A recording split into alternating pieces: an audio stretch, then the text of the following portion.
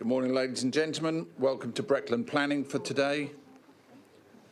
Just going to start off with what we class as general housekeeping. First of all, fire exits. There are 2 fire exits marked on this side of the room. There's another one at the end of the corridor where the lavatories are, and there's obviously the door where you came in. I've got no tests for today with regards fire alarms. So if we do hear it, we will treat it as genuine, at which point you'll be asked to vacate the room as calmly and quickly as possible, and we will congregate in the car park. If you're not sure where you're going, just follow any of this lot because they'll be out there first, I promise you. Secondly, could I ask you to switch off or put to silent mobile phones and various devices? And procedure for today, as each item is raised, I have a list of people who have registered to speak and like to come and sit on this right-hand side. The officers will give the presentation.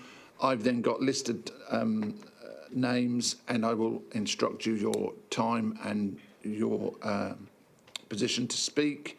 At which point, when I've got to that, which is usually 3 minutes, you'll hear the bell, and the bell means just to sum up. It doesn't mean stop immediately. It's a bit disturbing, but just to sum up. A sum up is not 15 minutes. Sum up is the end of that sentence, or preferably say, help, I need help, please. And let me just introduce my team for the day. On my left-hand side, I've got Mike Horn, who's a solicitor to the council. On my right-hand side, my right-hand woman is Rebecca Collins, who's on the top honchos in the planning. We've got Chris Hobson, who's one of our top planning officers, and also Naomi Minto, who's hiding up at the back. And he is top. No, she's top as well. She's top. They're both top. Yeah, they're both top guys, both of them. Okay, so we're going to start today with. Oh, sorry, I've got Julie down there. No, it's because she interrupted me. I've got Julie Britton here, who's absolutely wonderful. She keeps us all in check, makes sure we've got everything we need, and we'll be taking minutes and controlling the internet. And of course, also we've got Becky, who saw you as you came in, who's my usher for the day. Okay, off we go. Item number 1 is the minutes, and it's to confirm the minutes of the meeting held on the 29th of August. Do you agree that I could sign those off? Thank you very much, members. Julie, thank you. Item 2, apologies and substitutes, please.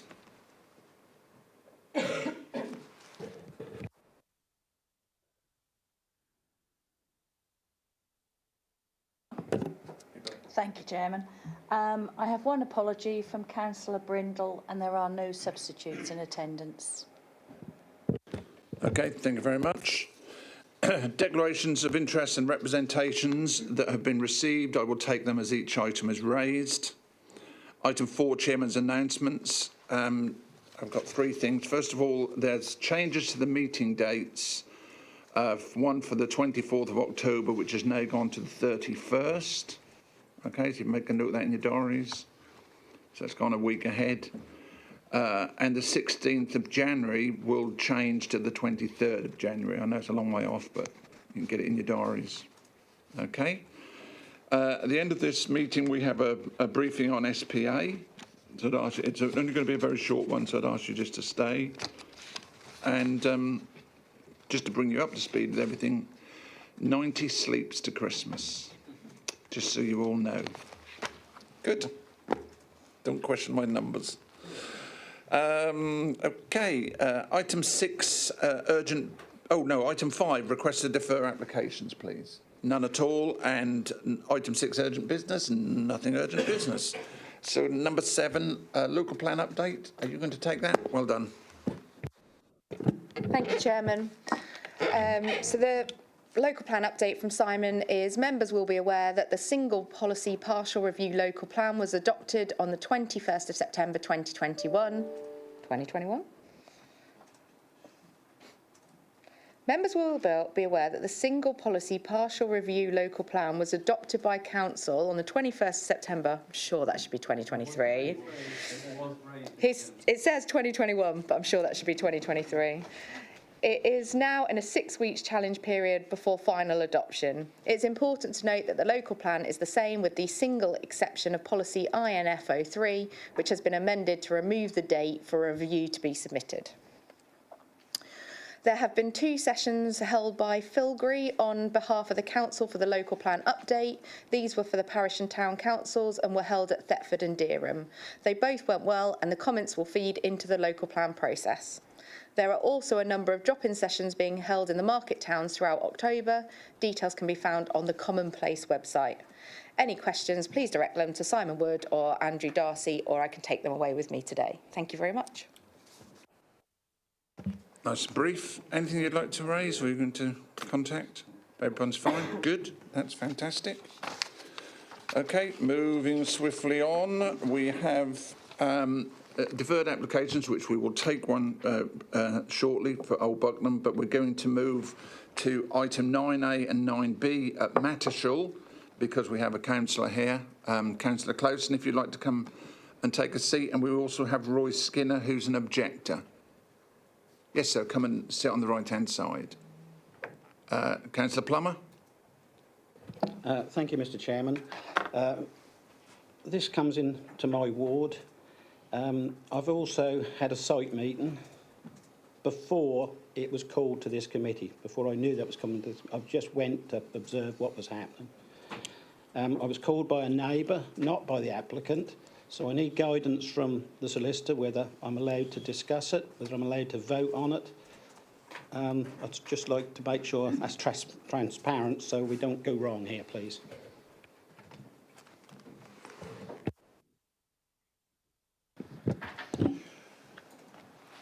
Thank you.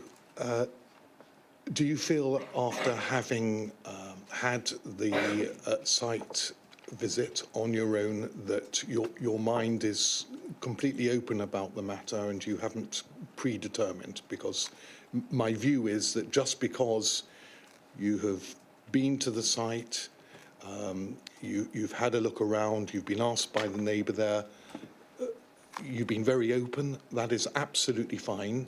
And thank you for that. But so long as you feel that you are not predetermined in this matter, then I do not see any reason why you cannot listen and vote in the normal manner.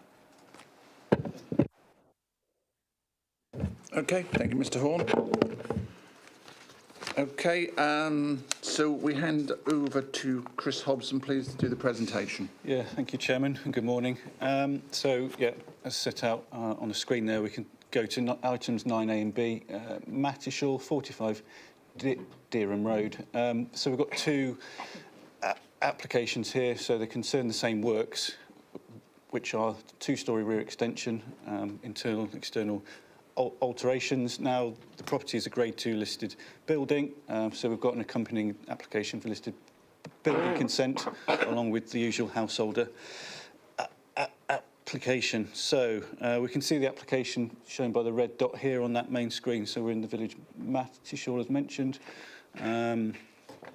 So we've got a bit of an introduction to the site here. So there we can see centrally located. We've actually got the site, if you can see my cursor, is actually this red block here. So the red line here is a settlement boundary. Also of note is the pink dotted line, that's the conservation area. So in the historic core here, you can see there's a group of listed properties also in red here and across here. So in terms of the context, generally residential area, in that immediate area we've got the village hall also due to the southwest of the application site, the rural open fields to the north. A bit more kind of introduction to the site itself. So we've got the site edge red, as we can see. So the Grade 2 listed house is here. So we've also got the coach house sits further back. We can see residential properties due west, residential properties also further to the east here, but generally a mix of single 2-storey dwellings. Got some modern houses here and further due west as well and south west, but as I say, a mixture of traditional and modern residential properties. So again, the site, we can see the coach house here, which is picked up, referenced by the parish council, touch on in a moment. See number 45 sits further forward of number 47 here. And this property, I've received objections to the application. Touch on that in more detail as well. Just touching really on the proposals now. So, as mentioned, proposals include predominantly a two-storey rear extension, which is here we can see in the shaded grey area. We've also got internal refurbishments. And as mentioned, we've got the coach house. So this is not form part of this scheme. So those would require a separate application if works to closed in the future. In terms of the application itself, so as mentioned, two-storey rear extension. So this is the existing house here. So we've got a traditional two-storey. We've got 3 bays here.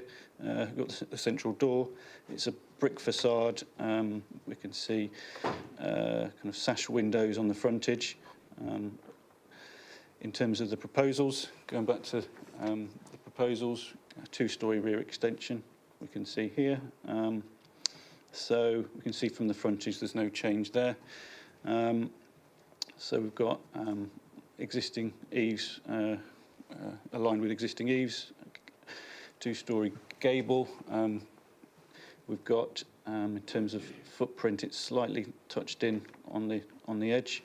Velux roof lights in those 2 side roofs. We've got some here, 2 additional Veluxes in the existing roof slope on the rear as well. And that's showing you some of the internals. So this is the two-storey extension here, gives you an idea of internal height. So we've got the eaves running through here. Velux roof lights, as we can see here, also on there. And that's obviously the side section view as well. So in terms of footprint, so this is the footprint here. So modest really, 4 metres out at the back by 5 metres in width. See 2 stories in height. We can see it's touched in on the side there to be subservient to the main kind of flank wall of the dwelling. And we can see via these areas here that these openings, doorways and windows would be removed. And then again at first floor, touched in. So it utilises the existing opening from the bedroom here through for the doorway. There's also some minor internal losses of fabric here in terms of a new opening just in this area to gain access to the bedroom, closing up here. And again, they're using the existing opening. So the approach within the design has been to maximise the existing openings as much as possible. Right, touch on to going back to kind of the existing again in terms of the property. So existing kind of context here with the neighbouring resident here. Driveway here we can see, and we'll see some photos shortly with respect to that. So this is the existing site. So you can see the frontage at the bottom there. So the 3 bays, brick facade, colour washed, and these are the modern window openings at the back. Got casement windows here, which are proposed to use again on the proposals. And then in terms of the resident and residential property here, obviously got the boundary here, so this is looking towards number 47, Dereham Road, Ford Cottage. So the proposals will go in this area here. Again, that's another view of the boundary here. You can see the adjacent property here. Mature hedgerows in terms of, and that's that from the adjacent house. So we've got the driveway here as mentioned, the existing site here, so the proposed extension would be here for reference. And these are the 4 windows on the side elevation, so they sit just here, facing the proposed extension and existing hedgerow and fence. That's another view just to give you more context of how the two houses sit together. And that's the view from the ground floor kitchen window. So, yeah, in terms of where, for reference, where the proposals will go, you'd see the extension up here.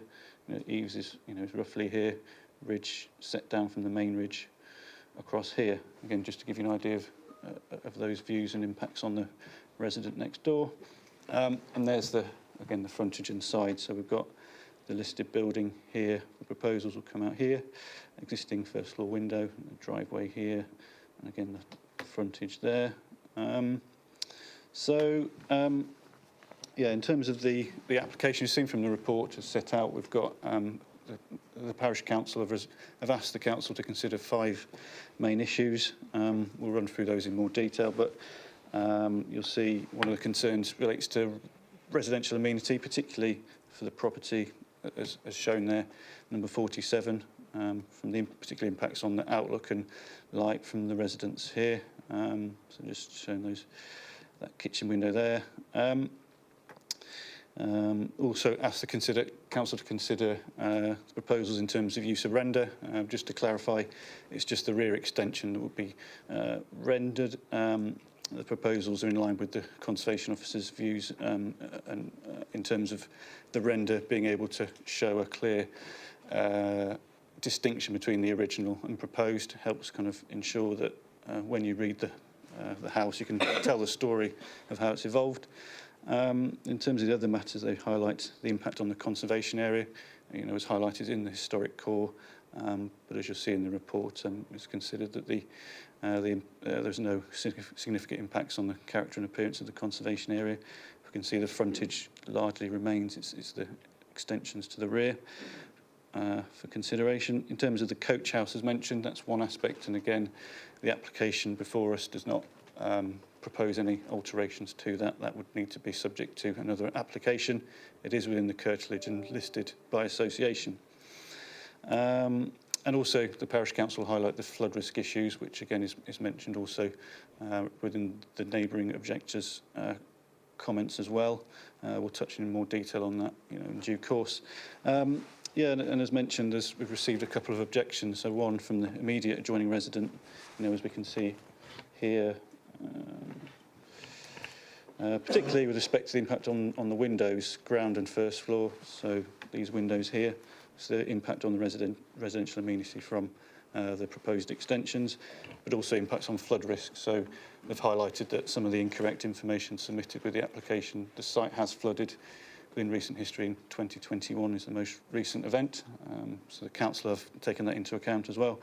But also those two main issues again align with the parish council's concern as well. So when we've looked at the application in detail, you'll see from the report, when we look at applications for proposed extensions, the proposals are considered acceptable in principle. It's a consideration of the impacts in terms of design, character, amenity and flood risk, for instance, in this one.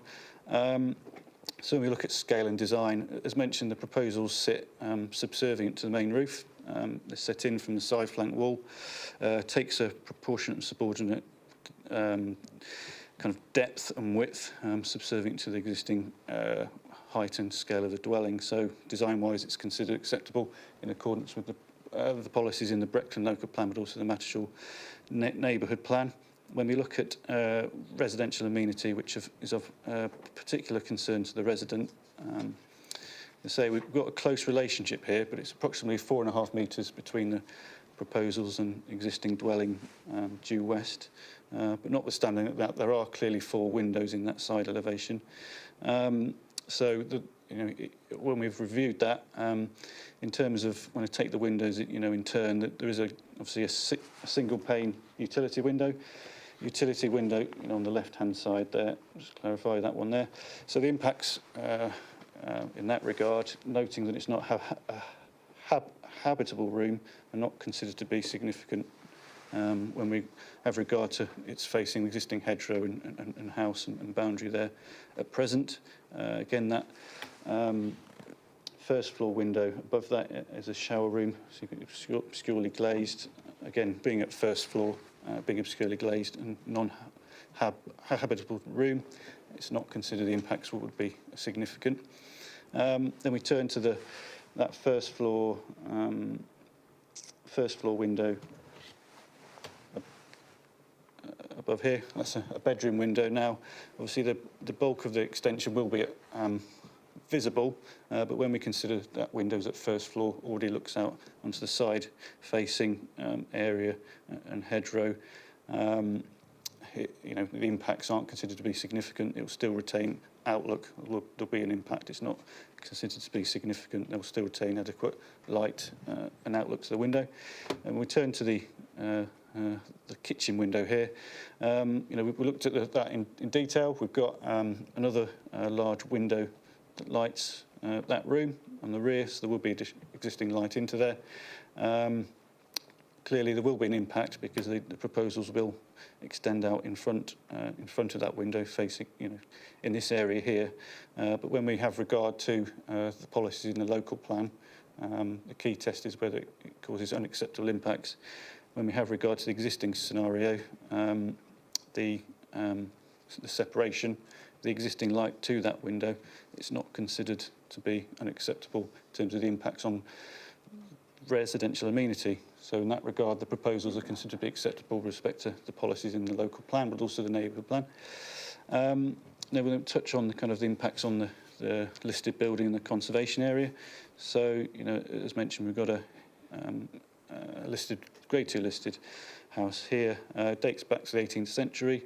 The proposals have been informed by discussions with our conservation officers. So, as touched on, the proposals have actually been aligned to minimise loss of original fabric. Apologies. So we're using existing openings. The design and scale is considered to be sympathetic. The conservation officer has raised no objections. Now has received a schedule of works. So when we looked at the tests, it's considered to be considered to preserve, enhance the significance of the listed house. In terms of the conservation area, as mentioned, much of the works are to the rear. When we also consider the design scale, it's considered to be acceptable in keeping with the existing house, its kind of age, etc. So again, as set out in the report, the proposals are considered to preserve and enhance the character and appearance of the conservation area. So in terms of other main issues to look at, as I say, flood risk. We'll see some photos from the neighbouring resident shortly in terms of the recent events. Now, it's acknowledged that the area has flooded in recent history. We've obviously reviewed the proposals in line with policy ENV9 of the local plan, but also ENV9 of the national neighbourhood plan as well. So we've consulted the lead local flood authority and the Environment Agency. In terms of the lead local flood authority, they've highlighted that, in their view, I'll just bring that, looking at their information, it's not, we can see the site edge red there. The proposals themselves aren't within an area of flood risk. What we can see here is a surface water flow route, so from south to north running to the River Tud. So that sits within the immediate vicinity of the site, but not within the site itself. So in terms of the guidance from the LFA, they haven't raised objections. It's considered to be a low risk in that regard. Also, the Environment Agency haven't raised objections to the proposals. Acknowledging that clearly there is evidence of recent flooding incidents to the site itself, but also that area immediately around the site, we have reviewed the proposals against the standing advice of the lead local flood authority. As you can see from the report, there are conditions that have been recommended to ensure that the proposals actually provide a sustainable drainage system. That's in line with the LFA advice in terms of proposing infiltration. So in terms of some of the concerns from the resident, we acknowledge there is issues in the area, but in terms of what we're looking at here is, given the scale of the proposals, roughly 20 square metres in footprint with those measures to ensure that surface water and rainfall will actually be attenuated on site via infiltration methods and soakaways. The proposals aren't going to cause any significant impacts on flood risk off site.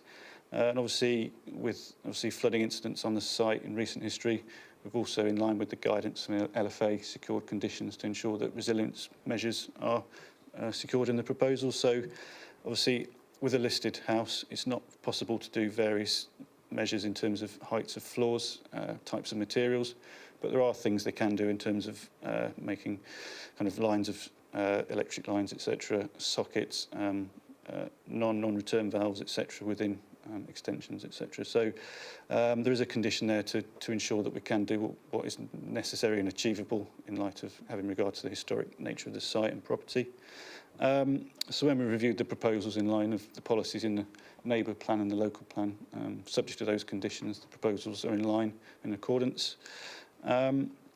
So in terms of the proposals, you know, as you'll see from the report, it's considered the proposal in accordance with all the policies in the Breckland local plan and also the Matchall neighbourhood plan. There's no significant issues in terms of planning policy. We note the kind of concerns raised, however, in this regard, as mentioned, they comply with the policies before us. In terms of some of the conditions, it's noted that when we look at the kind of height and relationship of the proposed two-storey extension, we've got Velux roof. Apologies, it's gone off. So, yeah, you'll see the conditions recommended on pages 25 and 26 and 31 and 32 of the report. What I propose actually is additional conditions. Obviously, there is additional openings to Velux roof lights within the existing house, but also the proposed extension. It's recommended that we add a condition to ensure they're conservation style roof lights. Also, another condition, noting the position of these Velux roof lights here, their proximity to the eaves. Bear with me.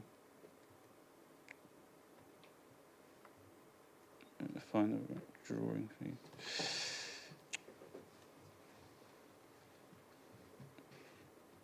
Yeah, sorry, that's the.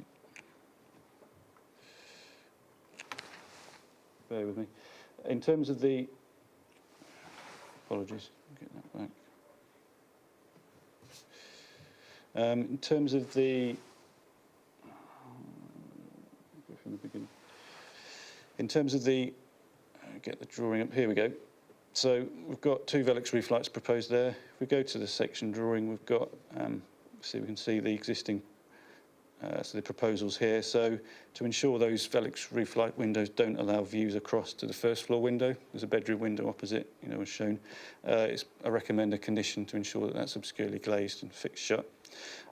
So with those additional conditions, as mentioned, the proposals are considered acceptable in line with the development plan and is recommended for approval. Thank you. Thank you very much, Chris. Councillor Clowson, would you like to go first or last, sir? Last, okay, that's fine. Okay, so got Mr. Roy Skinner, please, who's an objector.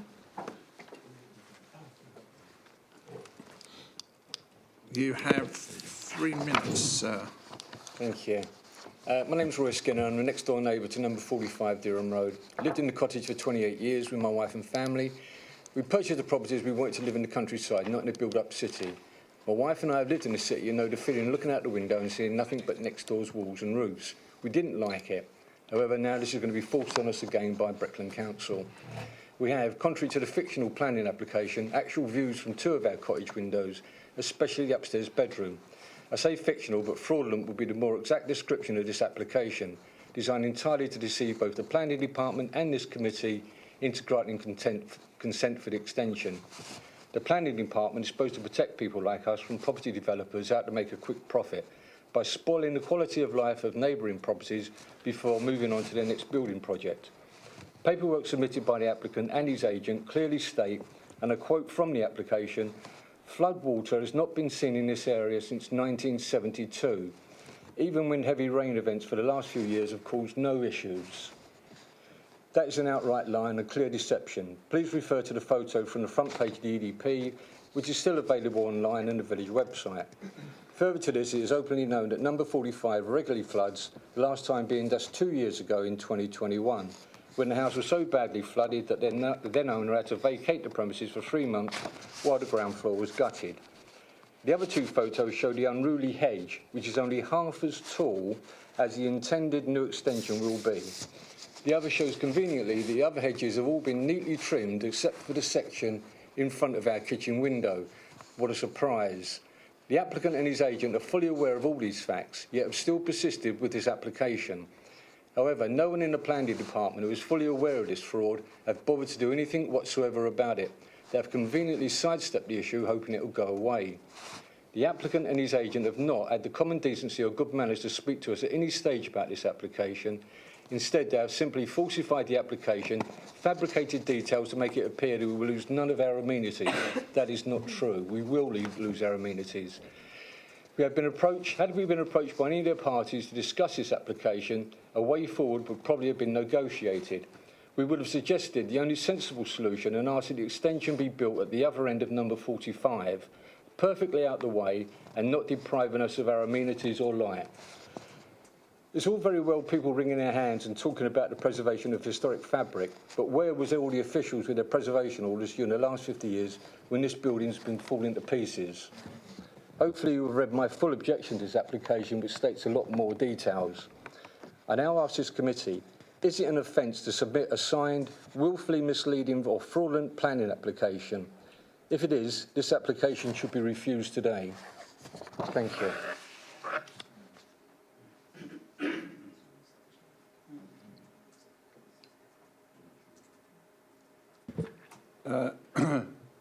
Two things, Mr Skinner. First of all, I'd like the solicitor to just say a few words, please.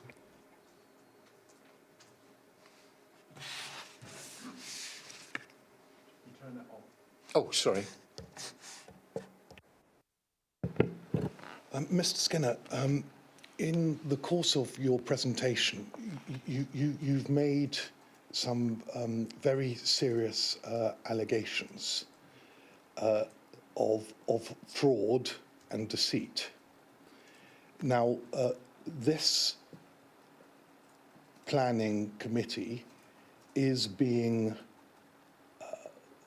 in legal terms, published. It is being transmitted. The council cannot be party to you making those allegations publicly because we have legal liability if we allow that to happen. Could you please withdraw your allegations of fraud and deceit?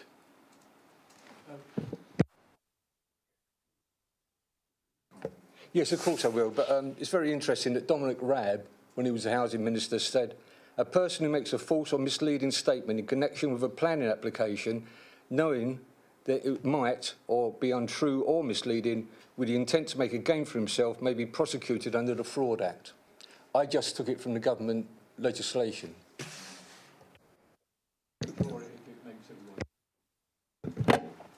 I take your point, and in the circumstances in which falsehoods have been stated and they can be proved to be falsehoods, then in such a hypothetical situation, there could be a criminal offence. But I note and I thank you for withdrawing those allegations. Thank you very much. Before we proceed, while we've got Mr Skinner here, could I just go back to one of those last photos that was supplied? There's a photo of all the neighbouring gardens where Mr Skinner mentioned the hedges have been cut. Just because I haven't seen this before, I do apologise. Now, was that taken? It seems quite high. Was that taken on the roof? Yeah, it's the only way I can do it. Oh, I see. Yeah, I took it because the grounds next door, we've both got very, very large gardens, and the current owner's trimmed all the hedges really neatly, but the hedge, which you can see near, has been left. Okay, that's fine. I just want members to realise. At first, I thought it was from a bedroom window, and I thought on your plan I hadn't seen anything that high. That's what I gathered. And then all of a sudden it seems a lot higher. Okay, members realise that it's taken from the roof line. Okay, thank you. Over to you, Councillor Clausen. 3 minutes, sir. Thank you, Chairman. I'll try not to take all of that time. As you heard during Roy Skinner's presentation there, that if this extension had been put on the other side of the house, there would have been absolutely no problem at all, and we wouldn't even be sitting here today. So, but as Mike used to remind me when I was part of this committee, you can only consider what's in front of you. So here we are. If you would look at the side elevation, because Chris has made much of this is only a few metres by a few metres. But if you actually look at the size and scale of the roof where it joins, then there's as much roof going beyond the extension as there is over the extension. And that's what is really having a huge impact on the residential amenity of Mr. Skinner. No question at all. As far as the flooding is concerned, you've seen the photo, which was, I didn't realise it was front page of the EDP. And it's one of those things that when I saw on your side, I found totally frustrating, was that you would have all of the evidence and you would have photographic evidence which you could see, but you're not allowed to take it because, and it isn't just with the LLF, it happens all over the place, loads of other little quangooey things, that they press the button on the computer says yes or no. And in this case, you've seen it doesn't flood. Other than that, we've got photographic evidence that it does flood, and it floods big time. So that's for one. The other interesting thing I will just conclude with, obviously you've heard Mr. Skinner getting really emotive, and so this is going to be a neighbourly dispute, in my humble opinion, so going forward, no question. And the next most interesting thing that Mr. Skinner has told me is that, in his opinion, they won't be able to get the scaffolding up to build it without coming onto his land. So I know not, because I'm not a builder, and it's quite an interesting theory. And if he can't, then I know you can do the walls from the inside, but I've never seen the roofs done from the outside. As far as listening to what the officers said, it's their opinion. In my opinion, it will have a huge impact on the amenity going forward. I know this council normally doesn't go and have a look at things. However, if you stood there and saw it, you would be in no doubt of the impact this is going to have on the amenity and how close it is to the existing property. Thank you, Chairman. Thank you very much. It's open to questions from members. Councillor Banbridge and then Councillor Kittle-Morris. Thank you. I have two questions, Chairman. First of all, we've heard what I thought was a very detailed and complete explanation of the right to light from the planning officer, and this has been actually contradicted and doubt has been cast upon it. So I wonder whether I could, first of all, perhaps ask maybe Rebecca, who is a different voice, to give us the facts of the right to life within the right to light within the legislation, so that when we consider this, we can consider exactly what it should be and against what we're looking at. And then I have another statement to make. Shall I make that now? And that's probably about the flow route for the water. I gather there are 2 or possibly even 3 flow routes of water from the centre of Mattershall down to the Tud, which is where that water eventually drains. And I can't recall this particular route being an IDB drain, and I just asked whether it is, because that would give some sort of basis for bringing it up to and maintaining the standard, which the Leeds Local Flood Authority don't seem to be quite doing at the moment.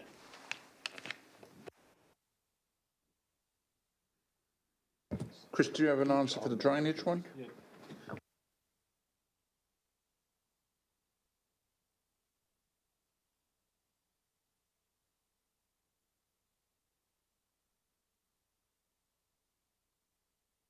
Sorry, yeah.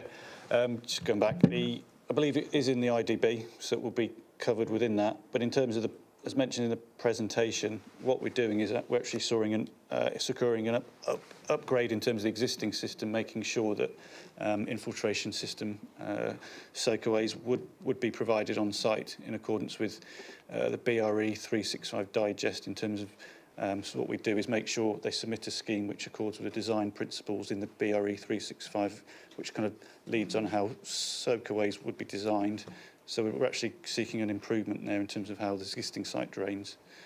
But in terms of the IDB, you know, as mentioned, it's not envisaged that the kind of network and flow route would be impacted because surface water would be dealt with on site. It wouldn't be, you know, as existing. Without measures, it could potentially run off, couldn't it?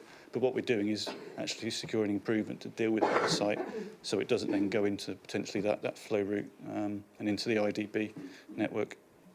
Does that help? Rebecca, please, on right to light. Thank you. So in the legislation, there's no specific legislation about right to light. The legislation obviously requires you to determine the application in accordance with your adopted planning policies. So your adopted planning policy in this regard would be policy COM03 of the local plan, which requires you to protect the amenity of existing residents and future occupants.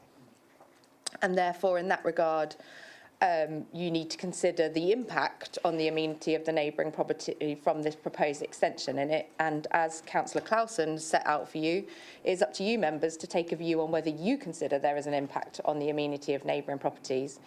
As Councillor Bambridge set out, Chris has quite clearly set out that there's 4 potential windows that could be impacting from the development. I think the key points that I heard from Chris is there's 4.5 metres from the proposed extension to those neighbouring windows. That there is a non-habitable room behind one of those windows, and the habitable room behind the kitchen window is served by another window, and that the upstairs bedroom window, it wouldn't be impacted from the extension, given the low-lying eaves level. And as set out by the applicant and Councillor Clausen, just because you can see an extension, that is not an amenity impact. That's specifically not a material planning the right to review is not a material planning consideration in the determination of your application. But there is no specific legislation to right to light. What you need to consider is that there's no overshadowing or overbearing from this extension. And as I previously highlighted, we don't consider as officers in our advice to you that the distances between the proposed extension, the height of the eaves level of the proposed extension, and the windows that could potentially be impacted would be significant for you to warrant a refusal on this application. Obviously, members, it is completely within your remit to rebalance that impact on amenity and take a different view. Thank you, Chairman. Thank you, Chairman. Thank you. Mr. Horn. I would add, Councillor, that of course a right to light can be a legal easement in the same way that a right of way is or any other easement. And in such a situation, if a right to light has been acquired, whether expressly or by prescription or by implication, and that right of light is being infringed by someone, then there could well be a civil action that flows from that. But of course, that is not for us to look into today because it's not a planning consideration, it's a civil matter. Chris, you wish to come back on an item? Yeah, thank you, Chairman. Just apologies, go back to Councillor Bambridge's query about the IDB extent. Apologies, yeah, I've just checked on our mapping system. Actually sits outside an IDB, so the responsibility would be with the lead local flood authority.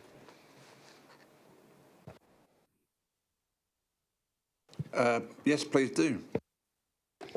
Then possibly the recommendation ought to be to Mattershall Council to seek to get the IDB to give a view on that particular drain if it's caused problems in the past. I realise that's nothing to do with this application, but I'm just saying it. OK, thank you for that. I've got Councillor Kittle-Morris, please. Yeah, thank you, Chairman. I was unable, from the drawings I looked at the other day, to ascertain, I didn't actually measure how big this extension was and how far away from the property boundary it was. but if this was not a listed building in a conservation area, would this development be permitted development?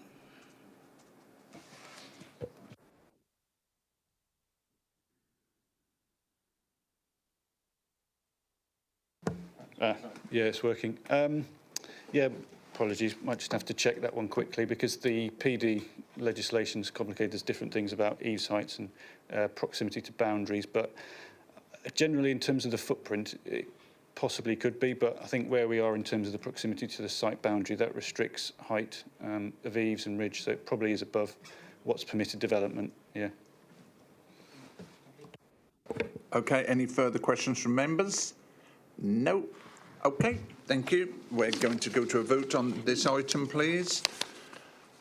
So with regards to Mattershall, 45 Derham Road, 3PL 2023-0692 HOU, your officer's recommendation is one of approval. Could I have a show of hands, please?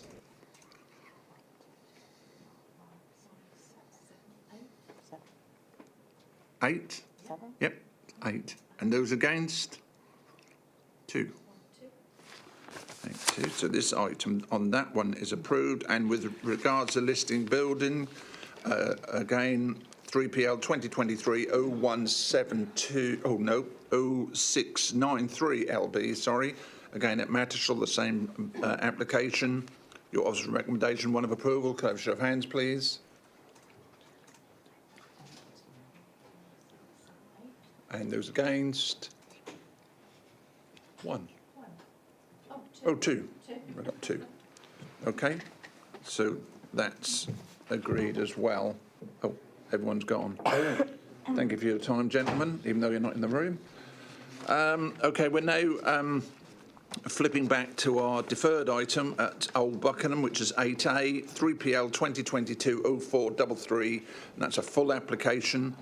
I have Ben Devlin, please, who's an objector, if you'd like to come and sit on this right-hand side. John Potion, who's a supporter. Martin Howe and Mr Potter, who is the agent and the applicant. And Councillor Stephen Askew was meant to be here, but he's had a bit of a mishap, so I'm going to read a statement from him when the time is correct.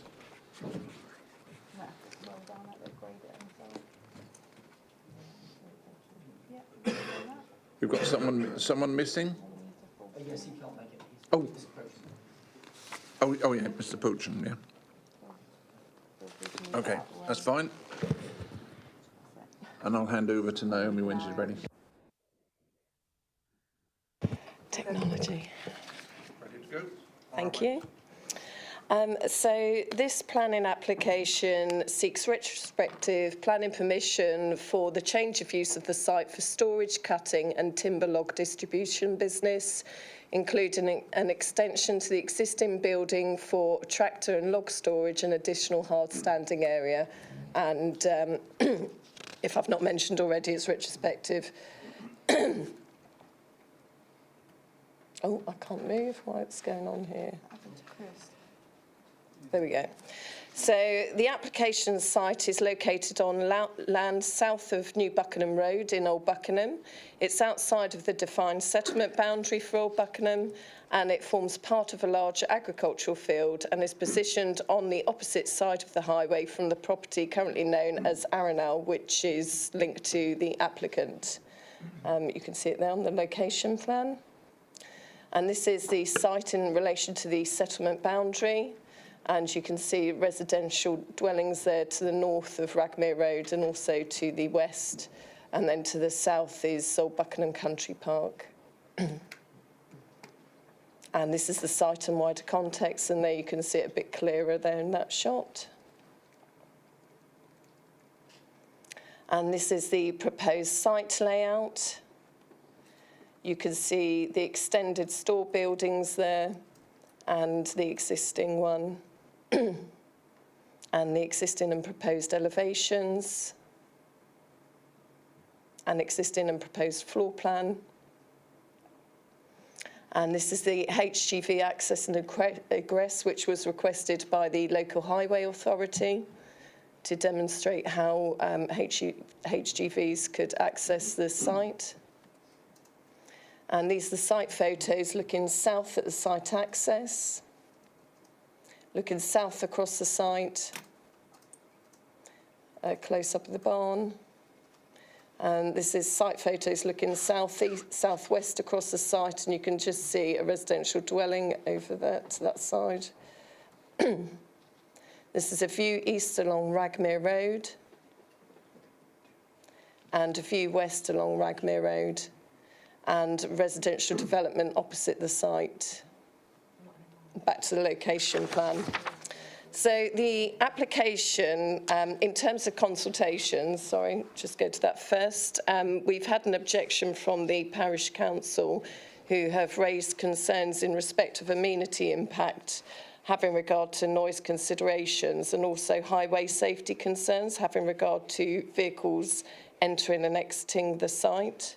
I'll discuss the highways comments and environmental health officers' comments in a moment. We've also had 9 letters of representation, 3 in support of the application and 6 objecting to it, and the concerns are summarised in the officer report. In terms of the principle of the development, it was assessed against policy CO4, which is relating to employment uses outside of the identified general employment area. There's a number of key criteria within policy CO4 that planning applications should meet. Excuse my voice. The applicant has submitted, through the course of the application, additional information to address the principal considerations, and they advise that the business use is low-key, involving cutting, storing and distribution of logs. There's 1 person employed at the business, which is the applicant. It's a forestry business, which is suitable for this rural location. It's used for storing tractors and trailer, and the extension was built for an undercover area for the storage of logs once they have been cut. Logs are brought to site, cut up and then distributed to customers. This type of business is not suitable for the location at a normal business park or an industrial estate. It is not the normal type of business you would expect to find in these locations. The units are all too large for this small-scale business and not economically viable when our client already owns the site. The logs are often distributed on tractor and trailer, which would not be suitable traffic movements in and out of a business or industrial site in a built-up area on the outskirts of a town. The other advantage of using this site is security.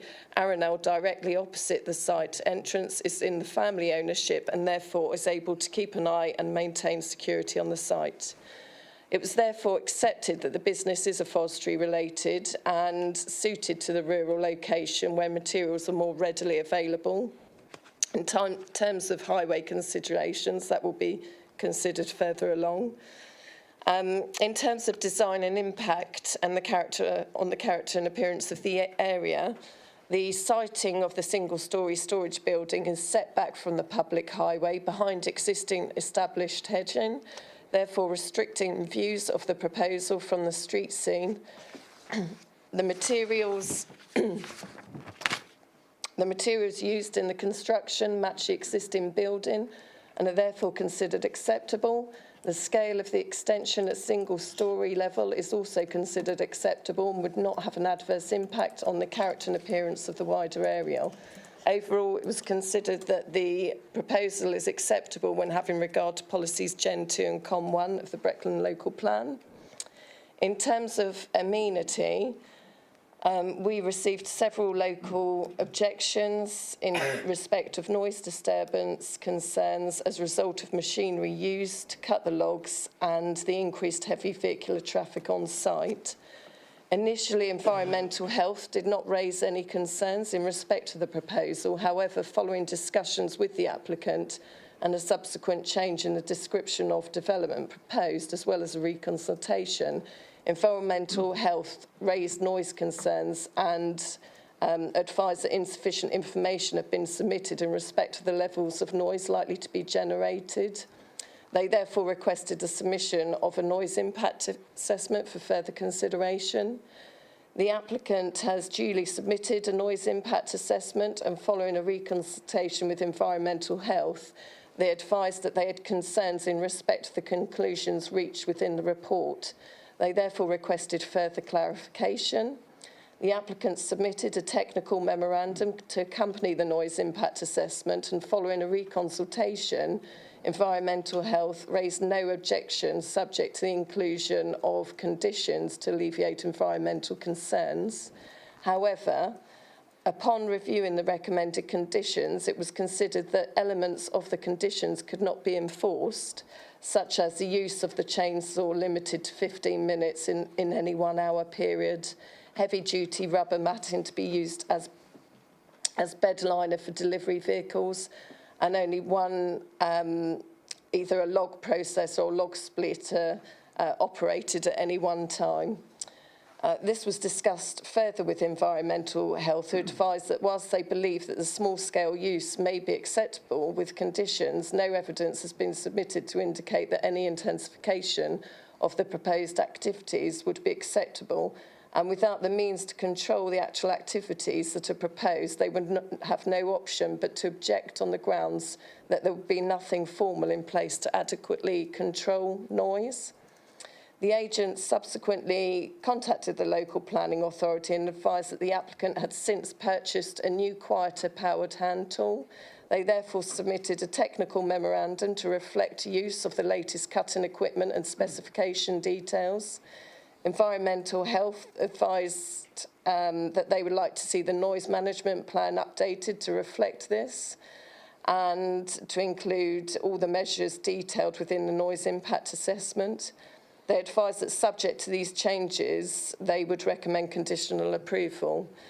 Since the officer's report has been written up, the applicant has submitted an updated noise management plan as per Environmental Health's request. In the officer report, it says we haven't received it to date, but we have now received it.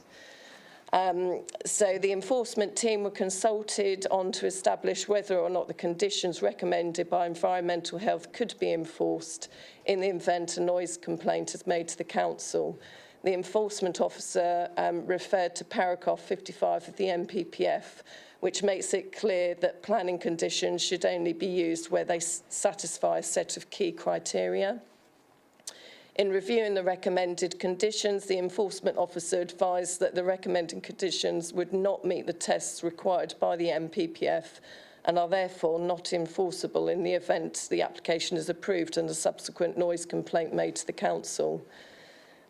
Environmental Health have also confirmed that if the conditions cannot be enforced, then they remain concerned about the development on noise grounds. And in light of the above considerations, it is considered that the proposal will likely lead to an adverse impact on the amenity of existing nearby residents by virtue of noise and other forms of disturbance contrary to policy COM3 of the Breckland local plan. In terms of highway safety, initially the local highway authority requested additional information and relating to the number of vehicle movements on site and also how HGVs would access and egress the site.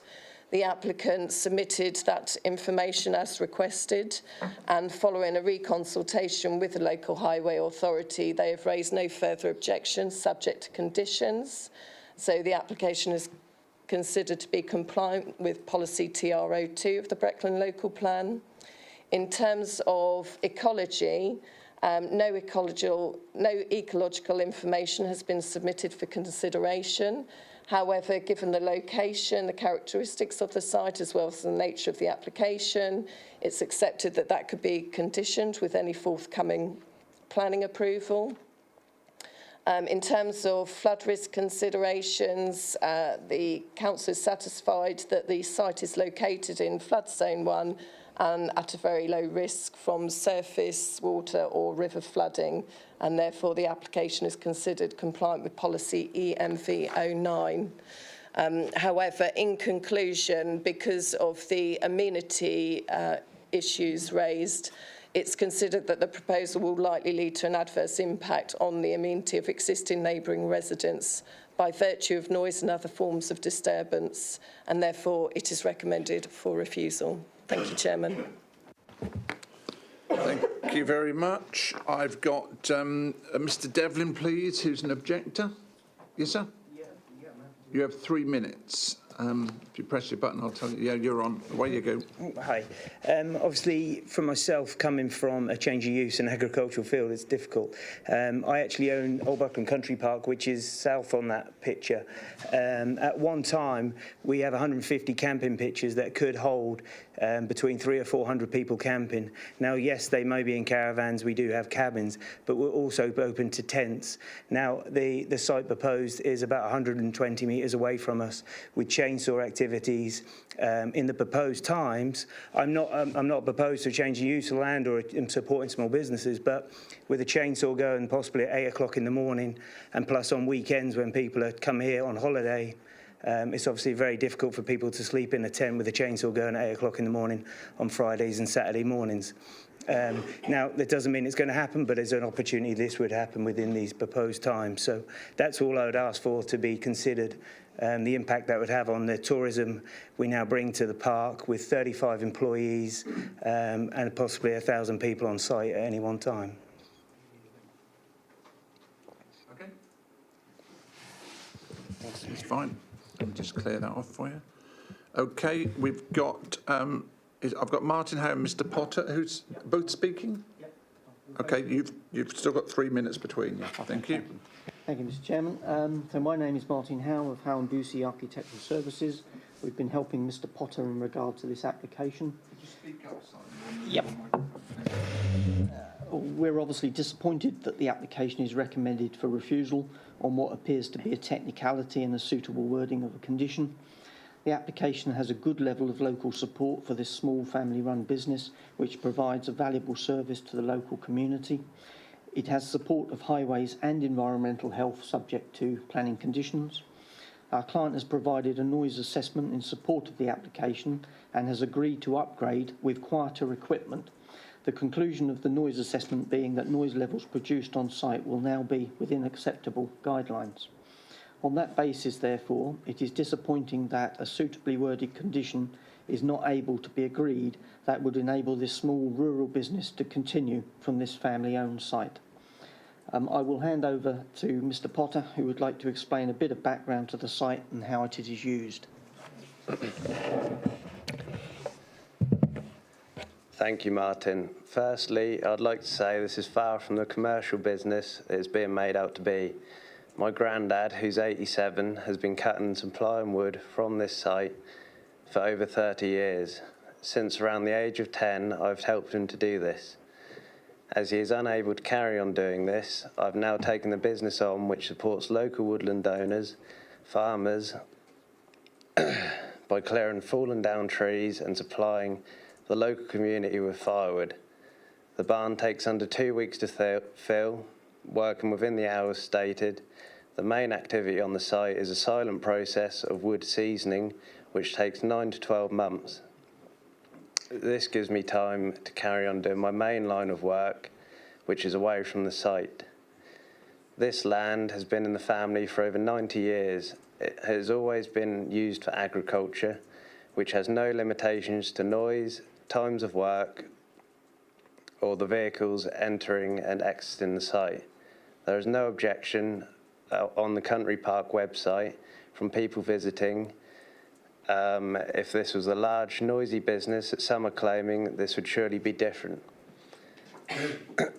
Finally, I'd like to reiterate, this is a low-key, part-time business that supplies the local community with firewood. Breckland Council have full control over the business, as any changes, plan of permission would have to be obtained. We have addressed every requirement the Council has asked for, and I hope you support me carrying on this rural family business. And on top of that, I'd like to add the chainsaw use, which Mr. Ben Devlin brought up. We've now gone out and purchased a battery chainsaw, which has cut down the noise considerably and the location of cutting. All right, thank you. Thank you very much. Thank you. Sorry, Mr. Chairman, just to say we'd happily answer any questions if there are. You will do in due course. Thank you. I'm just going to read out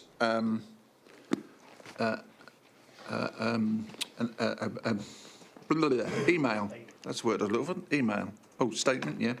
From Councillor Askew, who can't be here. And it just says, the application before you, in my view, is a question of balance. On the one hand, there is an established business which has been running a considerable time and provides a service for the local community and further afield. And on the other, there is a potential disruption to the immunity of local residents. There are understandable reasons for supporting the application, and likewise, it's understandable that there will be objections. I believe that there is a reasonable middle ground here which should achieve a satisfactory situation. I would be loath to see a legitimate business have to cease, which would have a negative impact on the local community and the business owner alike, but also appreciate concerns of the immediate neighbouring residents who shouldn't have to endure unreasonable disruption from noise pollution. Therefore, I would expect the Planning Authority to apply appropriate and reasonable conditions which can be determined as reserved matters to protect the local amenity, but allow this business to continue at its current location. I'm aware of certain measures undertaken and proposed by the applicant to mitigate loud noise levels and operating times. There is no doubt that historically, without regulation, there has been inappropriate working hours of loud cutting machinery, but moving forward with appropriate regulation and an understanding from the applicant of the consequences of non-conformance, I believe there is a sensible way forward, and on that basis the application should be supported. I can understand there will be initial nervousness in the immediate vicinity, but I would hope that confidence would return swiftly in the knowledge that with the combination of self and local authority regulation, all parties should be able to coexist with a minimum of disruption. Breckland is a pro-business authority, and to refuse this application on what is ostensibly a technicality should be a retrograde move, in my opinion. I am very uncomfortable with the prospect of the loss of a local enterprise, industry and service in this manner. I don't believe that there is authority can find suitable and enforceable conditions that can be applied, which will give confidence to all parties, even if it means the applicant gives a signed undertaking to adhere to any conditions. Members, this authority must support business in the rural communities as much as it does in the urban. I urge you to ensure a sensible and proportionate middle ground is established here to enable this business to continue while ensuring the local community aren't unreasonably inconvenienced. Many thanks, Stephen Askew, member of the Buckingham's and Banham Ward, and he actually started that, which I cut off, but I'm going to read it anyway. It's good morning, members. Members are all too aware that the position they hold is thankless. When it comes to movements like this, we'll never please everyone. I think we should have that as printed up as a T-shirt for us all to wear. But there. Okay. Would you like to comment on that statement at all, or are we happy to proceed? Good. Okay. So he doesn't need to say anything. Okay. Going out to members' questions. I've got Councillor Attwell first, please. Chairman, I can't understand why we can't put conditions on the application on the working hours on the site. So, for example, and I hear what this gentleman said about his business, why can't we have a condition that there's no chainsaw use on site between say 9 and 5 o'clock Monday to Friday, and vehicle movements can only be done between 9 o'clock, 9 and 5 Monday to Friday, and 9 till 1 on a Saturday.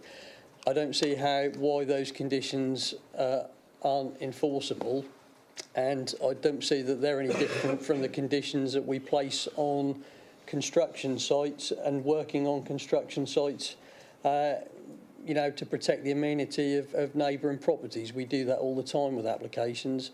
I don't see why we couldn't do the same thing here, and obviously that would need to be monitored. We'd need to be reliant on the applicant to adhere to that. And if there was any deviation from that, I'm sure the neighbours would be the first to tell us. Is there a reason why we can't do that? And so as a halfway house, as Councillor Askew so eloquently put in his email, to try and support the business and protect the local amenity, I'm sure that's not beyond us to do that. Coming back, thank you. So as set out in the report, it's not that you can't apply conditions about working hours, it's that the applicant has submitted a noise assessment which clearly sets out that there is a noise impact in the event that numerous machinery on site is being used at the same time, and that environmental health have expressed concerns in that regard, that if the measures which are set out in the report in terms of the rubber matting on the trucks as they come in, multiple machinery, the log splitter and cutter being used at the same time, and the machinery not being used for more than 15 minutes in the hour. So that's the applicant's own noise report, which clearly sets out that those measures, if done all in combination at the same time, would have a noise impact on the surrounding area.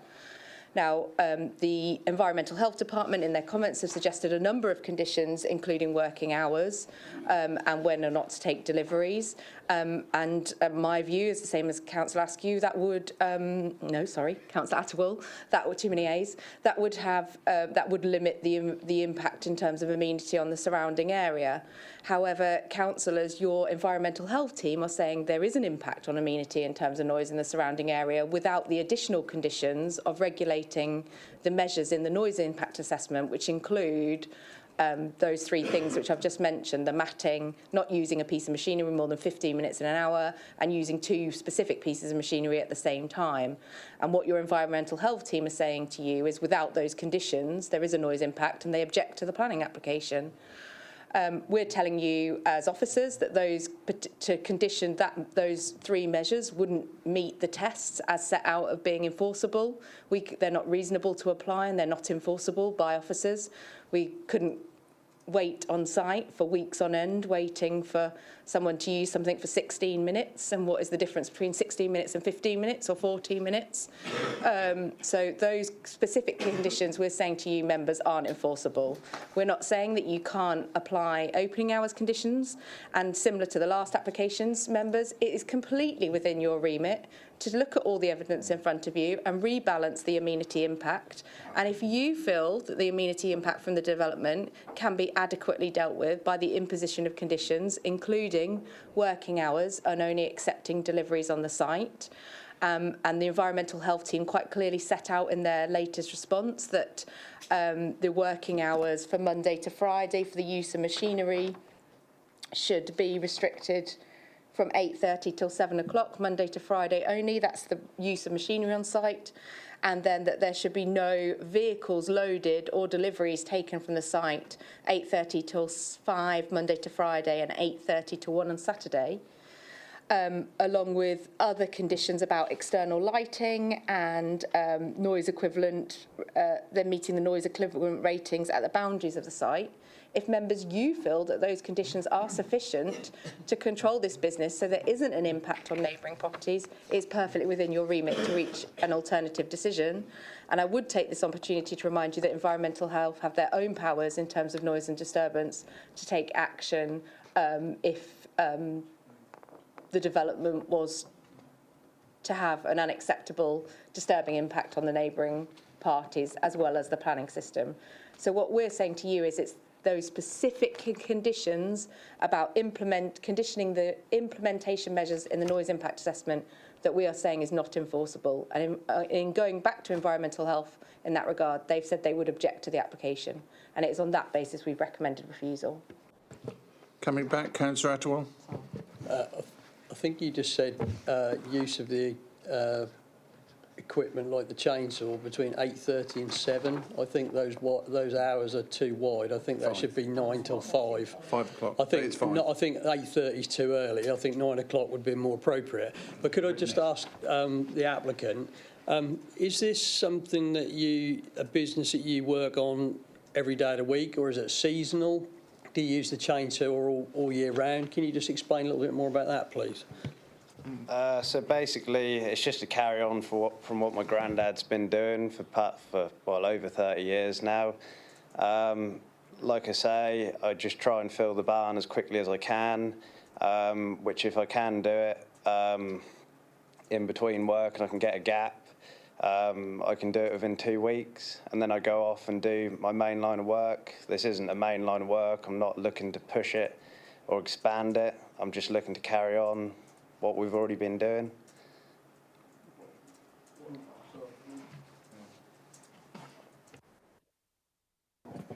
can you just expand on, so what time of the year do you normally do that? So you say you fill the barn up and it takes you 2 weeks.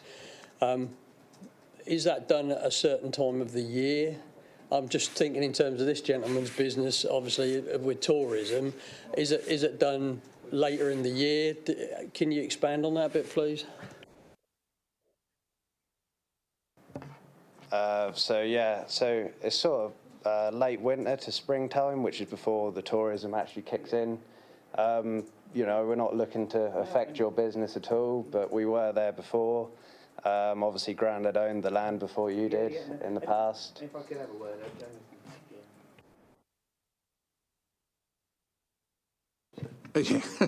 Yeah, through me.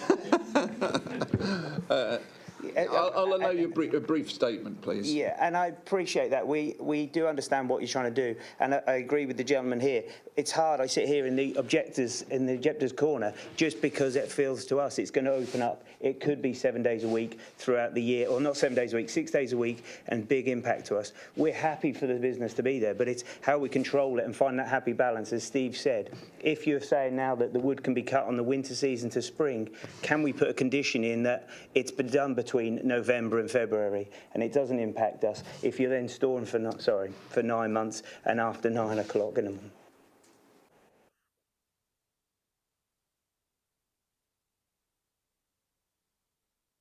Mr. Vaughan.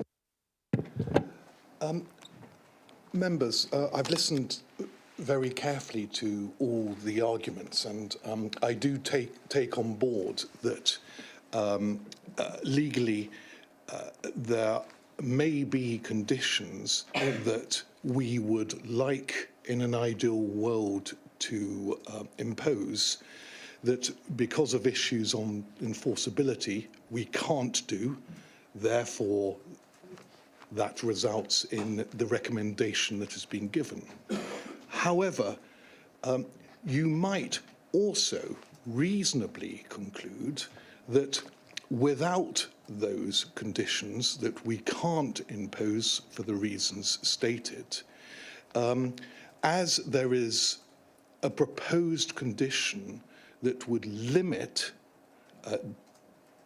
objective decibel readings from the boundary of the property, that which is totally enforceable, you might conclude, if you wish to, that is a sufficient control that overrides the recommendation. Okay, I've got 3 or 4 other speakers. I'm just going to take the speakers and we'll see if we can sort something out towards the end. Councillor Bambridge, please. Thank you, Chairman. Right, I'm reminded that the whole of the landscape of our district, as with most of East Anglia, is in fact a working environment, and we should remember that this is agricultural land being used for a forestry which is connected industry. I think it's farming, forestry and tourism, isn't it? So we've got 2 or 3 of the industries that our land is for there. I'm also very much encouraged by council. Is there a question, Councillor Bambridge? Yes, there is. I'm just explaining how I'm getting to it, Chairman. I know, you're icing the cake. Carry on. I am icing the cake, but an iced cake is beautiful, isn't it? Especially at a wedding, which would... Councillor Askew's comments, I think, were there. I note from the thing that this committee gave a certificate of lawfulness some time ago for this meeting, 2022, or this council. So all of those are there. I respect tourism, and I think the hours should be limited. I note that a battery chainsaw, and I'm quite surprised if a battery chainsaw on this site produces the decibels that are objectable on the edge of the site. So all of those things, plus I think possibly some landscape noise limitation, which could be included, leads me to think that we are probably going the wrong way with refusing this application for a forestry job in this location. Thank you. And that end bit was the question, wasn't it? Yes. Okay, thank you. Take it away, please. Can I just remind members what the application is for? Because the application is a change of use of land of the site for storage, cutting, timber log distribution. So there is a material change of use here. So it may have been agricultural land at one point. There is a material change of use which requires planning permission, and therefore you are required to look at policies within your development plan in the consideration of tourism, log cutting, forestry and agriculture aren't all the same use, unfortunately. So there is a material change of use. Therefore, you have to assess the application in accordance with planning policies. The other point was that you just mentioned about a lawful development certificate coming through the committee or the council that was approved. We did have a lawful development certificate. It wasn't approved. And therefore, you know, there isn't a lawful use of this site, i.e. why the application here is here today. But as Councillor Banbridge set out and Mike Horn clearly set out, that how you balance those policies and the material considerations within those policies is completely within your remit as councillors to do so. Thank you, Chairman. Back to questions from members. Councillor Anscombe, please. Thank you, Chairman. I had two questions, if I may. I would like some clarification from Mr Potter. We seem to be going round the houses here on what part-time is. Could we have a specific answer on what are your part-time hours and are they seasonal? Can I just allow the officer to come in, please? Sorry. I'm really sorry. So the planning application is for a material change of use. If you grant planning permission today, that would be for a material change of that use of that land throughout the year period. So I appreciate Mr Potter's telling you how he uses the business in its current form, and I don't doubt for 1 minute that is his intention going forward, so that's not what I'm saying. But if you grant planning permission here today, you are granting planning permission for a material change of use of that land to be used, you know, completely throughout the year, regardless of the season and regardless of what Mr Potter's telling you how he uses it currently. And obviously he could sell that land on and that material change of use would stand and somebody may wish to use it in a more intensive way. So just to remind you, what they've applied for is a material change of use without restriction on season or hours. That's what they've applied for. So that's what you're considering today. Thank you, Chairman. And a gradual intensification on the site may develop into becoming a brownfield site, and then we could have a housing development there. That's how we do it. Stop putting your thumbs up your lap. Councillor Kyber. Oh, sorry, you had another question. Carry on, Councillor. Thank you, Chairman. I think this is for the officer. Throughout all the notes, could one of the conditions be regarding the I think there's hedging at the moment around the front of the site. Could more of an acoustic barrier be considered? Is that something that...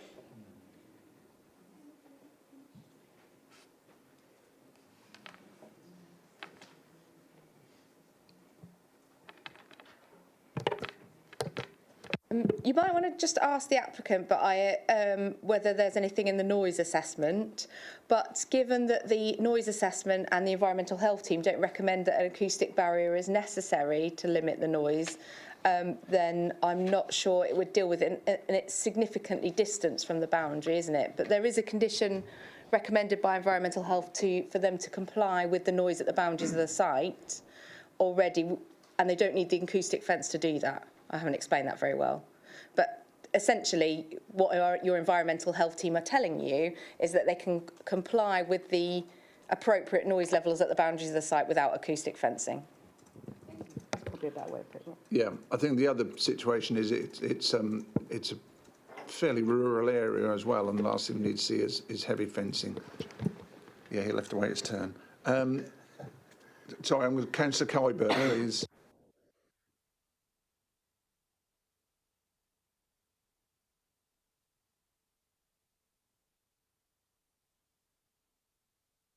Yep. Right. So two questions. The applicants mentioned that it was effectively his grandfather's business that's continuing. So question one is, from where was that operating? And so question two is a part question, part comment. I understand that the law has changed on the sale of firewood, and therefore you do need to have it fully mature and under cover.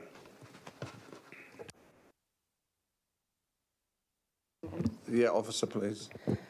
Sorry, Councillor Khyber, but as previously set out, they did submit a lawful development certificate to try and demonstrate that there had been a continuous use longer than 10 years to lawfully use that site in that way. Unfortunately, that lawful development certificate wasn't successful, and they've submitted a planning application to regulate it. So I understand the interest in how it was been used in the past. And again, I don't doubt that there was activities over time, but they've been unable to demonstrate for a 10-year period, and therefore there's a lawful use. Apologies. So you are considering the application in front of you. Councillor Kittle-Morris, please. Been answered. Thank goodness for that. Councillor Wilkinson. Thank you, Chairman. Yeah, it does say obviously a change of use, and then we've heard that activity has been happening, similar activity on this site. Nobody's asked Mr. Potter if the hours are going to be extended.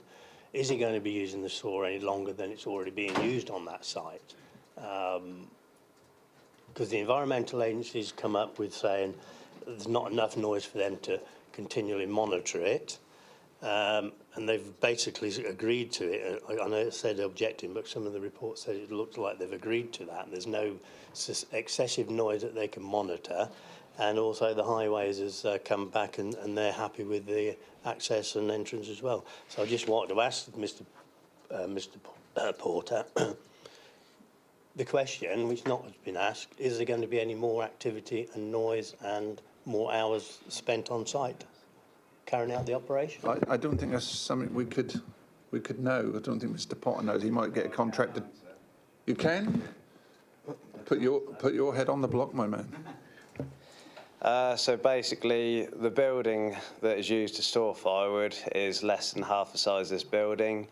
To extend hours and that, there would have to be another building on site to obviously extend the firewood that is stored and therefore extend the business. So, well, the short-term answer is no, and Breckland Council have full control over that, because we would have to put in another planning application to extend and expand. Okay, well done. Thank you. You didn't hang yourself. Councillor Atwell, were you coming back? I have a question for Rebecca, and then I just want to follow up when she gives me the answer, please. Mike Horn alluded to earlier on, trying to cut through the fog here.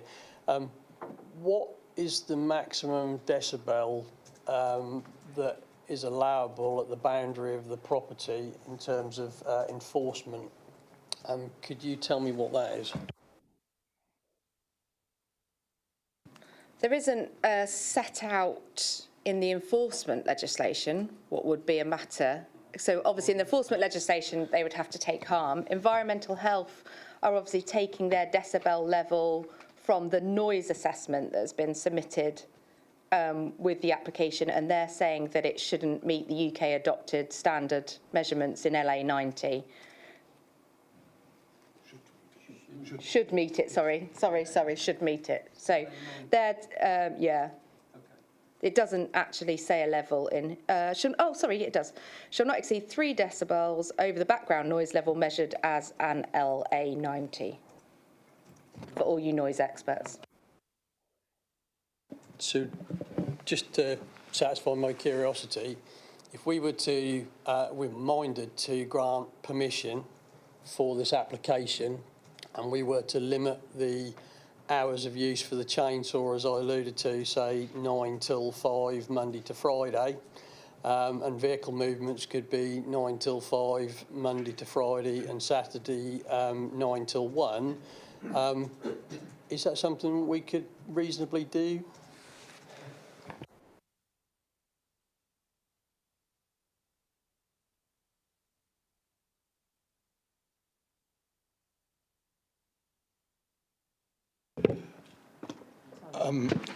Subject to the fact that we think that the hours should be as recommended by environmental health, but again, you have a discretion if you wish to change that, but your starting point should be the advice that has been obtained from environmental health. As I said in my intervention earlier, it, in my legal opinion, would be a reasonable view for you to take that despite the fact that there are elements of the recommendations from environmental health that do not result in a condition that's enforceable, the overall conditions that you are now putting forward, including in particular the ultimate control over decibel level, is sufficient. That is a reasonable conclusion that you could draw. Okay. Any further questions from... Oh, sorry, Councillor Plummer. Thank you, Mr. Chairman. In my previous life, I ran the woodfield business, so I had 10 years of cutting wood and splitting. I just want to ask the young man how many tonnes he's looking at doing, because I'll just put some perspective to this. We had a log processor, and I could process between 9:30 and 3:30, 20 tonnes. Well, that's one day. If you take 5 days, that's 100 tonne. If you take a month, I'll leave you to work it out. I mean, if... There we are. Yeah, I've got enough. So what I'm trying to say is we're getting terrifically bogged down with this. I mean, if he worked for a week in a year, he could produce 100 tonne of logs. If he worked for 2 weeks, he could do 200. That's logic. And he said what he does was what we did, always work at winter time and in the hours of the week. So I don't see why we're getting so bogged down with this. Yeah, we're not questioning the fact that he's got another job and he does this and carried on from his granddad, who'd done it as a sideline, for want, no disrespect, but it's the change of use that you're considering today, not his work ethic, okay, and timing. I appreciate, okay. And was there a question, or was that a statement? No, what you're saying is, what you're trying to say is it's a change of use. Well, the young man has explained what he does. Yeah, so, okay. You know where I'm coming from, don't you? I'm going to throw my solicitor at you. Consider me thrown. The point we're trying to make, Councillor, is that is absolutely accepted in terms of this particular land user. But should planning permission be given, the property could be sold and there would be a change of use that another owner could do it 24/7. That's the point. We perfectly accept what this particular landowner is planning on doing. But what I have said in 2 interventions now is that should there be a change of owner, you might reasonably conclude that with a suitable hours of work condition, a suitable deliveries and highway condition, and most importantly, with a suitable decibel limiting condition, that is sufficient to cover both this particular landowner and any other future landowner that might come running the same business. Okay, I'm going to take Councillor Kybird, then Councillor Attwell, then we're going to sum this up. Thank you. Quick question. Can we make the permission personal to the applicant?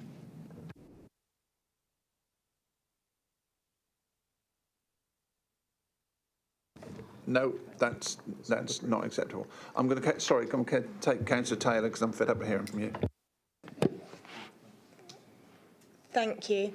I was just going to ask, obviously, I think it's been said that the environmental health suggestion on working hours is what we should be working from. If we were to take the conditions that are suitable, that can be enforced, obviously, as a committee, would we then be able to say, actually, as only these ones are enforceable, we would like to impose a stricter working hours condition because we've applied our consideration to the protection of the amenity at the country park, please? I don't know if that made a lot of sense. It made complete sense. It is your discretion to look at what your own Environmental Health Department have advised, and if you so decide, to vary that hours of work condition in a manner that you think is reasonable. Especially taking into account, if, as you have so rightly said, the fact that there are maybe other conditions that we can't impose. So long as overall you are happy that if you were to grant permission, the change of use and the amenity consequences that has can be adequately controlled by conditions that you reasonably and lawfully impose. Okay, thank you. A question from Councillor Attwell, please. I think Councillor Taylor's just asked part of my question. The reason that I was suggesting that we have a later starting time on each of the days is to try and protect this gentleman's business. If he's got people there in tents and caravans, if we impose a condition, say this land was sold, and I take the point, the permission would then transfer to a new owner, at least that would give some surety that they couldn't start up too early in the morning for the protection of that business. And I was just offering that as a halfway house, which I think is sensible. But I think Taylor has just made the point for me, really. I think we can do it, and you've said yes. Okay. Oh dear. Okay, we're going to take the vote on this item. So with regards to that, Old Buckingham, 3PL 2022-0433F. Your officer's recommendation is one of refusal. Could I have a show of hands, please? Okay, and those against refusal? Just in case anyone's sitting on the fence, that's unanimous. So from the floor then, not asking for that, but from the floor, could I have your reasons, please? Councillor Attwell. I think approval should be given subject to conditions on working hours. Chainsaw use is to be limited between 9 a.m. and 5 p.m. Monday to Friday, and vehicle movements limited to 9 a.m. to 5 p.m. Monday to Friday, and 9 a.m. to 1 p.m. on a Saturday. And also we should have a condition in there that the decibels should not exceed LA 90, did I hear, for noise, which is something that could be regulated and enforced. I think that would be on that basis to support a local business. I'd offer that. Okay, I'll get a seconder in a minute, but first of all, I want clarification from the solicitor, please.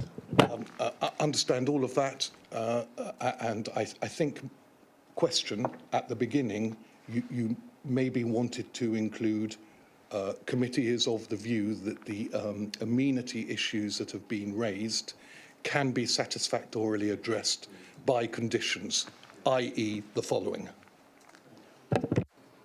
That's exactly what I was thinking. Yeah, I knew you were. Sorry, who's seconding that? Councillor Wilkinson then, thank you. So let's have a vote on that then, that you approve this item with regards to conditions on timing, etc. Could a show of hands, please? And that's unanimous. Thank you very much. Thank you, gentlemen. I hope everything's suitable for everyone. So this is approved. Thank you. Yeah, I wasn't going to have a break because we were going to sail through all these, but this one's been so long. I'm just going to have just 10 minutes. So we're going to start before 10 to 12, and we've only got one more to do, which is Quidnam, and then we've got our little briefing, which is going to be about 10 to 15 minutes. So back here to start before 10 to. Thank you.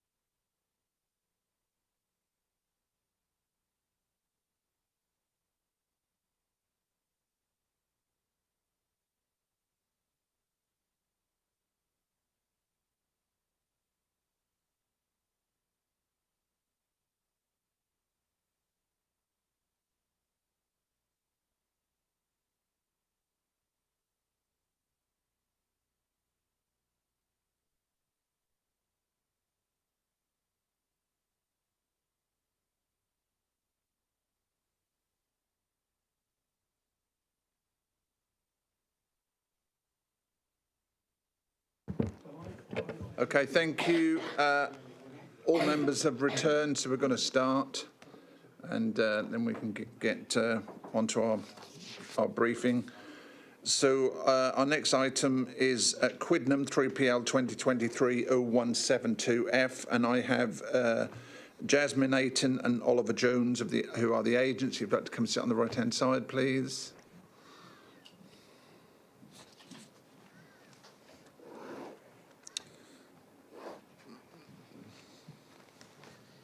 And I'll hand over to Rebecca. Thank you.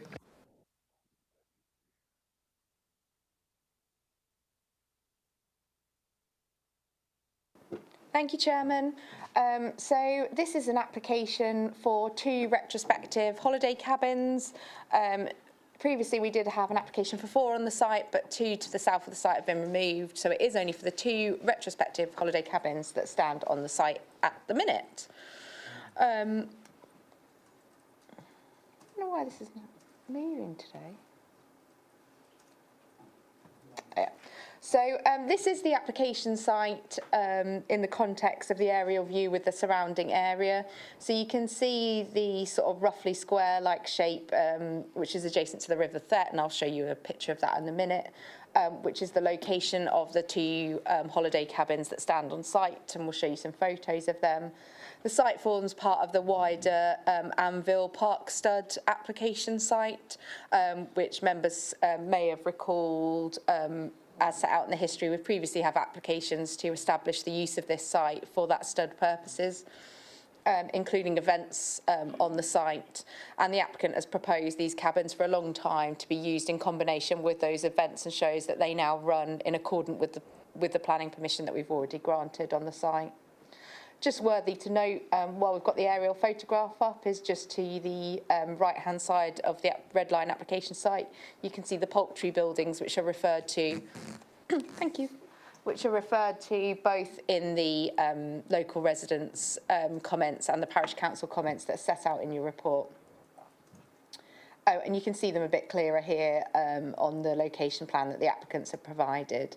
And also you can see a bit clearer just that to the west there is the River Thet. And here is the site plan showing the positioning of those 2 cabins which sit on site. Just to the north of there is the residential dwelling that is owned by the applicants. And just to the east of there is existing stabling. And to the south there's menages in combination in use with the stud, and car parking as well to the south, which is also used in combination with the wider approved use as the stud. I'm going to come back to the flood risk if that's okay.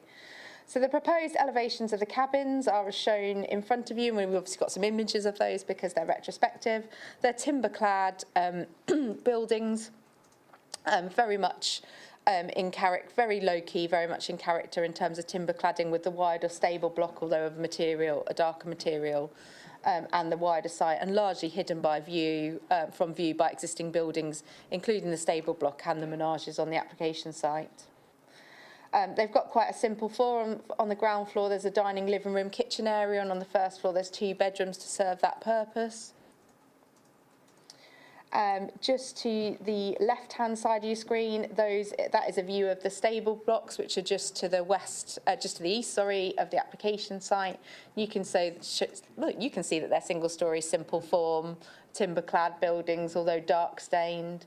And then as we move round the site, you can see just in the distance the residential dwelling that serves the property, and then the lighter timber-clad is the cabin, and obviously I've got some more images of that.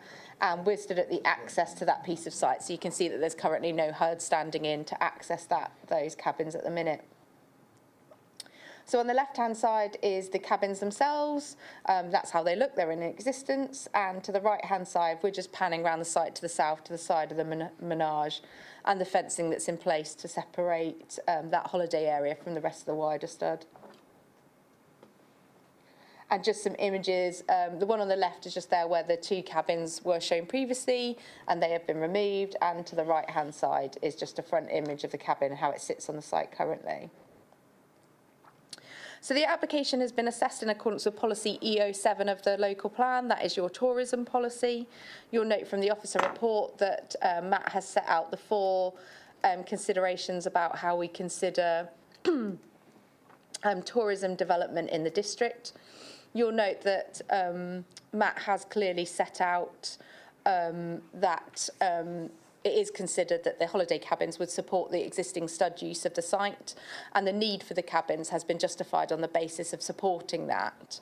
And that would bring regeneration benefits both for the stud and the local economy through the use of the further use and the continued use of that site for those in combination purposes. You'll note from the officer report that the tourism policy EC07 requires asks for tourism development to be accessible by sustainable means. You'll note the location of the site. It's most likely that the users of the cabins will be heavily reliant on the use of a private car, and therefore this is not considered a sustainable location. However, we have taken into consideration the in-combination use, likely use that the cabins are proposed to be used by the users of the stud and those visiting for competitions, and therefore it's likely that those users would already be visiting the site, so there is an in-combination use there. There isn't any offer of potential to upgrades to rights-of-way or green infrastructure. This is very much inclusive about the site. And as I said, the need for the development has been set out on the basis of the need to support the existing stud and mainly the competition use through visitors to the site. On that basis, looking at the policy as a whole, as set out in the policy, then we do think there is general compliance with EC07 on the grounds that this would have an economic development and it would have a need in terms of supporting that existing use. And therefore, in principle, we think that this is acceptable in this location to have tourism development and the 2 cabins as specified. We don't consider that there'd be a landscape or character impact. Like I say, the cabins themselves are largely surrounded by existing buildings of similar timber clad construction, albeit slightly different stained. And there is good separation distance from the cabins themselves to any nearby neighbouring properties that would result in any impact on amenity. And like we've said before, we're expecting in-combination use with the stud largely, which has already got planning permission. It has been noted in the parish council comments and the officers' comments, there's concerns been raised about the potential impact from smells and odour from the nearby poultry farm. Obviously, these aren't for long-term residential accommodation, they're holiday lets. If they were acceptable today, they would be conditioned for short-term stays. They would be used in combination with the remainder of the site. And obviously, as holiday lets, there isn't the specific amenity policies. And given that they're short-term, you'd be renting them on the basis of the location and proximity, and on the grounds that we've had no objection from environmental health on the grounds of their use as holiday lets in that close proximity to the poultry farm. We don't consider there would be amenity impact to warrant refusal of this application. Your Highways Authority have been consulted and they raised no objection about the increase in use of the site. They don't consider that would be significant and there is sufficient access and visibility at the point of entrance to the site. And this application is accompanied by an ecology survey, which we have consulted our ecologist and Natural England on, and subject to conditions, neither of them raises an objection to the application. The applicant has offered a unilateral undertaking for costs to GI RAM, so that is the recreational impact on European sites from the potential of tourism visiting the location, and that will be covered off with a unilateral undertaking and a fee payable on commencement of the development. And you'll note from the officer report that there are no statutory concerns for the application. 2 local parish councils have objected for reasons of flood risk and ecology, and there are 3 letters of objection for the same reason, and adding on that issue of amenity, which I've set out. Now, the other matter that I haven't covered as yet, members, I just have some images to show you. So the red square is roughly where the buildings are. I'm not expecting you to be able to spot them because they're so small, but as they're retrospective, they are marked on the Environment Agency flood risk plan. So this is the Environment Agency flood risk plan taken off the Environment Agency website, and you can just about see those 2 brown dots. They are the holiday cabins. This blue is flood zones 2 and 3. That's at the highest risk of flooding. So that's what that shows. Obviously, this is as close as you can get in on the Environment Agency maps. So you'll note that this application is accompanied by a supplementary report. The officer report that was submitted says that the cabins are adjacent to the flood zone. And you'll note the contents of the supplementary report, and I'll explain that as well. So within the application, the applicants have submitted a flood risk assessment. Within that flood risk assessment is this plan, just to the side, which shows the cabins here and here on the aerial photography. You'll note it's slightly confusing in that the aerial photography shows the cabins outside of the flood zones, and the yellow dash shows them sort of sitting inside the cabin. Obviously, we went back to the applicants for clarification in that regard, and that's what forms your supplementary members. So basically, what has happened is that if you take the Environment Agency flood risk survey and you zoom right in, there is potential for the cabins to sit inside the flood risk zone.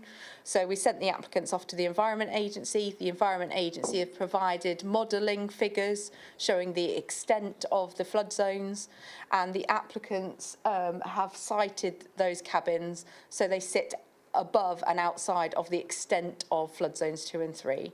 So we are satisfied that we've got the information, and we spoke to the LFA yesterday and the Environment Agency, who raised no objection to these cabins, that they sit adjacent to the flood zones. And on the basis of the positioning and the floor levels, we are not concerned that these would result in flood risk to future occupants, and therefore there's no requirement on the applicant to provide the sequential or the exception test.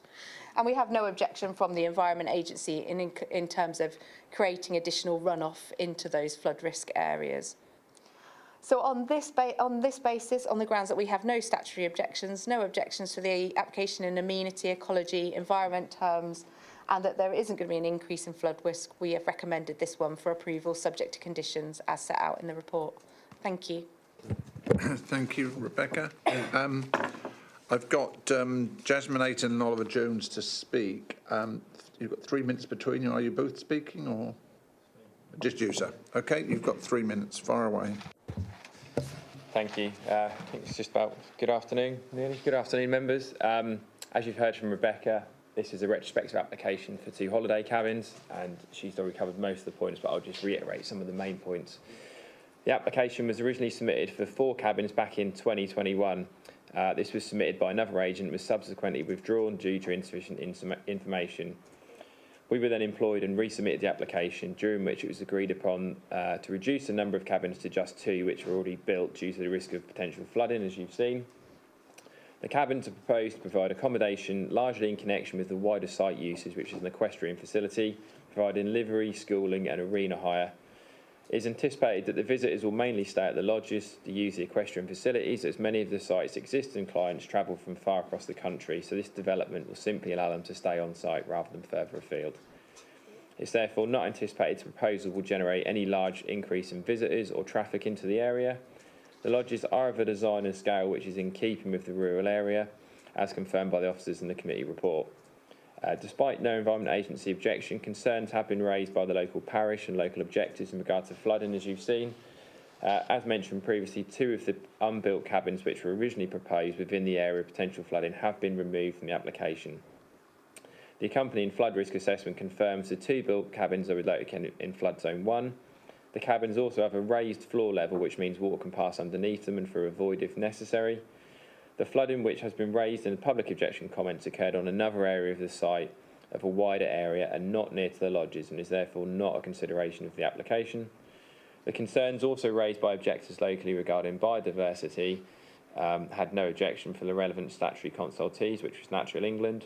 We've also submitted an ecology assessment and a shallow HRA that confirm no negative impacts are anticipated on the priority habitats within or surrounding the site or by any adjacent or nearby designated sites. This includes construction methods, timings and conditional lighting schemes. There have been no objection from standard consultees, and development has been confirmed within the committee report to meet the relevant planning policy standards. We are happy to answer any questions, but the applicant isn't here today, so if we need anything from them, I'll have to go back to them. Thank you. Thank you very much. Just before we proceed, I think it's just for clarity, Can I show of hands if you voted for the site visit and attended? Right. If you voted for the site visit but didn't attend? One. That's okay. I just want to go. Who and other ones, were you not on the committee when we had a site visit? I think, yeah, that's what I thought. 4. Okay. And you, Councillor Terry? Were you on the? No. He's new. He's new, yeah. I thought you were new. You look fairly new. Okay, that's fine. Just wanted to clarify that, you know, get you knotted up with the site visits, etc. Okay, it's open to questions from members. Anyone wishing to ask a question? Councillor Bambridge. Well, these are for my clarity, really. There was an application apparently for 4, which was refused. 2 were then built without permission, and we're... No. Refused it. They withdrawn it. Yeah, there were 2 there, and then an application for the 2 to make 4. I'm sorry, I misunderstood the first 2 were retrospective, the 2 that we're deciding on now. So we're now looking at those 2, and I just wonder whether these are going to be the door open to more cabins on the site in the future. We don't know. No, I accept that. I was quite impressed by the fact that they have raised them up to build in a flood area. Well done for that, because that is, I think, something we should do more of.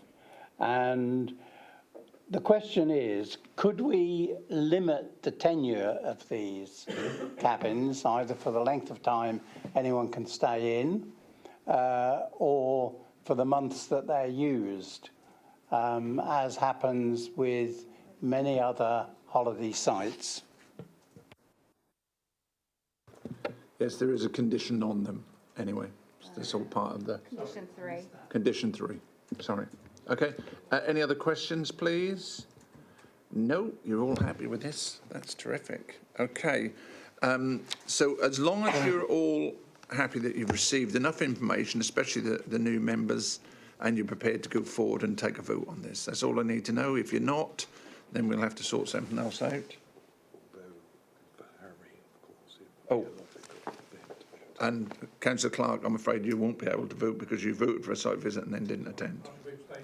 That's fine. I'll accept that. So with regards to this item 9C at Quidnam, 3PL 2023-0172, and this is a full application now. Could I have a show of hands for approval, please?